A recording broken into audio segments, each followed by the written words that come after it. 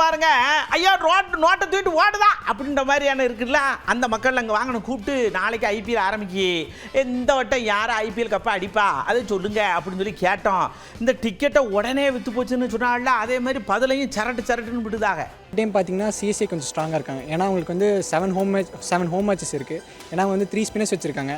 சேப்பாக்கினாலே spin track தான். CSK last maximum ஒரு வருஷம் விட்டுட்டாங்கன்னாலும் அடுத்த வருஷம் வந்து பேக் டு பேக் அவங்க பின்னாடி வந்துட்டு கப் அடிச்சுட்டே இருக்காங்க. அஸ்வின் வந்து நமக்கு ஒரு க்ரூஷியல் ரோலை வந்து ப்ளே பண்ணி 6வது கப்பை வந்து சென்னை தான் வின் பண்ணோம் அப்படின்னு சொல்லி எதிர்ப்போம். லாஸ்ட் இயர் வந்து சுட்டி குழந்தை சாம் கரன் வந்ததுக்கப்புறம் தான் வெறியாக வந்தது எனக்கு.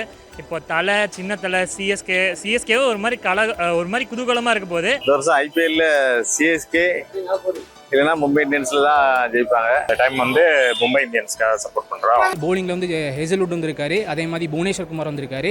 அதே மாதிரி பேட்டிங்லையும் பார்த்தீங்கன்னா யங்ஸ்டர்ஸ் நிறைய வந்திருக்காங்க. ஜிதேஷ் சர்மா வந்திருக்காங்க, ஜாக்கப் பெத்தல், அந்த மாதிரி நிறைய பிளேயர்ஸ் வந்திருக்காங்க. மும்பை இந்தியன்ஸ் தான் ஜெயிக்கணும்னு நினைக்கிறேன். அவங்க தான் ஒரு கோர் டீம் செட் பண்ணியிருக்காங்க. எனக்கு தெரிஞ்சு பேட்டிங்கில் வந்து அபிஷேக் சர்மா அதிக ரன் அடிப்பாங்கன்னு தோணுது. பேட்டிங்கில் வந்து ரோஹித் சர்மா கலக்குவார்.